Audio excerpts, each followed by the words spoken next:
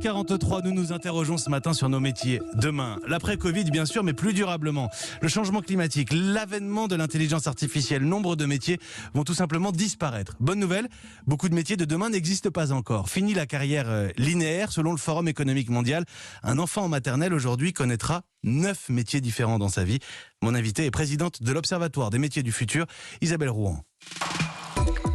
Le tête-à-tête. Mathieu Béliard. Bonjour Isabelle Rouan. Bonjour Mathieu. Vous êtes aussi l'auteur du livre Les métiers du futur chez First et avec vous on s'interroge, on se projette ce matin, je le disais, 9 métiers différents pour nos enfants. La carrière linéaire à la papa, 40 ans dans la même boîte, c'est terminé. C'est complètement terminé, on aura tous plusieurs métiers tout au long de notre vie. Hier matin, le ministre de l'économie Bruno Le Maire était sur Europe 1, l'invité de Sonia Mabrouk, et il s'inquiétait de l'emploi dans le secteur automobile. Écoutez. Nous allons nous intéresser en particulier aux fonderies. Pourquoi ? Parce que les fonderies, c'est 15 000 emplois.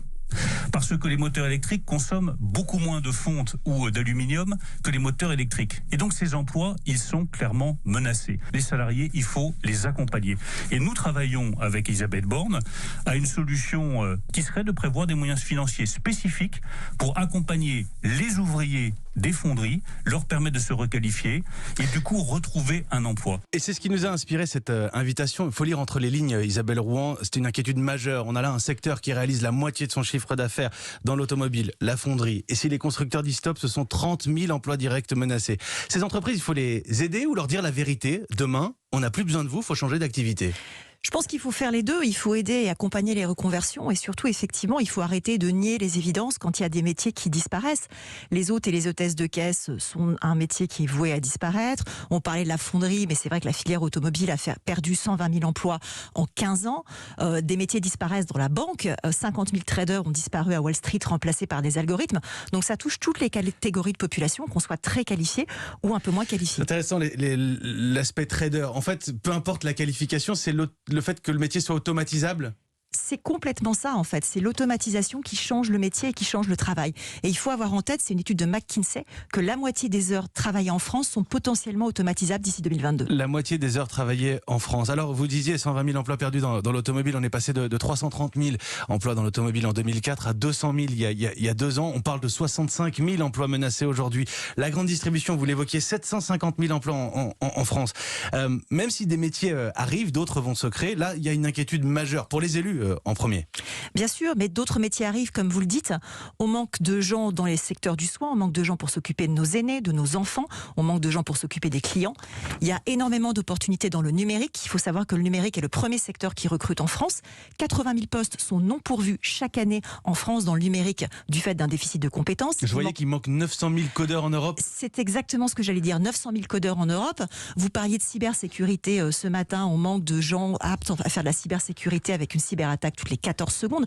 Il y a énormément de potentiel et d'opportunités. Donc après, tout le sujet, c'est d'accompagner ces transitions, ces changements de carrière et l'acquisition de nouvelles compétences pour mettre en face des métiers en tension, des gens qui ont envie de les exécuter. Alors je reviens sur un point que vous avez évoqué, puis vous êtes passé au numérique. Parce que le numérique, on le voit, c'est une évidence, on le sait très bien. L'informatique, c'est 20, 30 dernières années. Internet ensuite. Et demain, l'intelligence artificielle, on voit très bien le développement de ces métiers-là. Mais ce que vous dites, c'est que dans les métiers qu'on ne peut pas automatiser, il y a des métiers qui existent déjà et ce sont les métiers du soin, de l'accompagnement. Tout à fait. C'est vraiment là que ça va se jouer. Et de tout type d'accompagnement, il y a aussi de l'accompagnement client. On peut tout à fait imaginer remettre les hôtes et les hôtesses de caisse, aller faire de l'accompagnement client dans les rayons, du coup redynamiser tout ce qui est commerce en présentiel. Il y a beaucoup d'opportunités qui sont possibles à ce niveau-là. C'est fascinant parce que ces métiers-là, on n'y pense pas forcément, mais on va avoir besoin plus que jamais d'aides-soignants, de personnes, notamment dans les EHPAD, les métiers du vieillissement. Ça, on sait très bien que la pyramide des âges est ce qu'elle est. Alors, vous dites qu'il faut mettre en place des passerelles de reconversion professionnelle. C'est quoi une passerelle ? Alors, une passerelle, c'est accompagner quelqu'un à aller faire un nouveau métier. Vous prenez l'exemple des aides-soignants. Vous avez un programme qui a été fait par l'entreprise de Richebourg Multiservice, qui est une entreprise, parlé ici, oui. Voilà, qui fait de la propreté et qui aujourd'hui propose à des agents d'entretien de devenir aide-soignant ou aide-soignante avec une formation pendant 14 mois pour des gens qui sont volontaires. Donc en fait, cette transformation... C'était des agents d'entretien du groupe de Richebourg et il y a un transfert de la masse salariale quasiment, mais avec de la formation pour accompagner vers le groupe Corian pour en faire des aides-soignants. C'est exactement ça. Donc en fait, c'est ce type d'action qu'il faut arriver à généraliser. On peut tout à fait imaginer décomposer un métier en portefeuille de compétences et ensuite proposer à chaque collaborateur qui a envie d'acquérir les compétences qui lui manqueraient pour aller vers un emploi en tension. Et du coup, les plans de formation deviennent une espèce d'expérience à la Netflix où on va acquérir les compétences qui nous manquent pour exécuter un métier qui nous intéresse et où il y a des besoins. Ah, c'est fascinant cet enjeu de compétences, je vais en dire un mot, mais d'abord la formation, on parlait des enfants de maternelle, mais là je me mets à la place d'un de nos auditeurs ou une de nos auditrices qui aurait un ado qui ne sait pas ce qu'il veut faire dans la vie. Aujourd'hui, est-ce qu'il faut être qualifié, aller vers un métier, un savoir-faire, ou au contraire avoir une formation la plus généraliste possible, puisqu'il faudra être souple finalement dans une carrière? Moi, je suis assez partisane du généraliste. En tout cas, je pense que plus on est curieux, plus on développe sa capacité d'apprendre à apprendre, plus on aura l'agilité pour changer régulièrement de métier. Une compétence technique va avoir tendance à devenir obsolète très vite. Une compétence technique, le CDE disait que dans les années 70, elle avait une durée de vie de 20 ans. Donc, on acquérait un métier, on se reformait éventuellement à mi-parcours. Ça, c'est terminé. Aujourd'hui, une compétence technique a une durée de vie entre 12 et 18 mois. Donc, on ne peut pas se capitaliser là-dessus. Il faut aller capitaliser sur ses compétences de savoir-être. C'est l'OCDE qui dit ça? C'est l'OCDE qui dit terrifiant, c'est terrifiant. Je reprends simplement pour le verbaliser.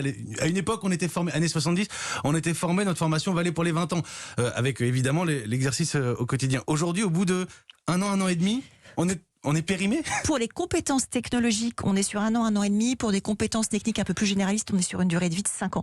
Mais ça ne veut pas dire qu'on est périmé, ça veut dire qu'il faut se former tout au long de sa vie. Ça veut dire qu'il faut acquérir régulièrement de nouvelles compétences techniques pour toujours être à la page et en face du besoin. Et en complément de ça, les compétences de savoir-être, elles ne périment jamais, et au contraire, plus on devient senior et plus elles se sédimentent, elles s'incrémentent, et plus on est adapté à bouger. Les métiers de l'intelligence artificielle, du numérique, les métiers du soin, finalement le vrai métier de demain, c'est pas des RH? Ah, le DRH du futur a le vent en poupe, mais un DRH qui va être capable d'une part d'utiliser la donnée pour pouvoir aller faire de la gestion prévisionnelle de l'emploi et des compétences la plus fine possible, et d'autre part qui devient une espèce d'agent de talent, donc qui propose aux collaborateurs d'évoluer en fonction des besoins de l'entreprise et surtout de leurs envies. Merci beaucoup Isabelle Rouen. Merci d'être venue répondre à nos auditeurs. Vous êtes présidente de l'Observatoire des métiers du futur. Il y a le livre Les métiers du futur aux éditions Furth. C'est prometteur comme ça. Dites-vous simplement que le métier que vous exercerez demain n'existe peut-être pas encore aujourd'hui. Ça laisse un peu de place à l'imagination, et c'est un peu moins angoissant que ces annonces de suppression de postes aussi. Merci beaucoup Isabelle Rouen.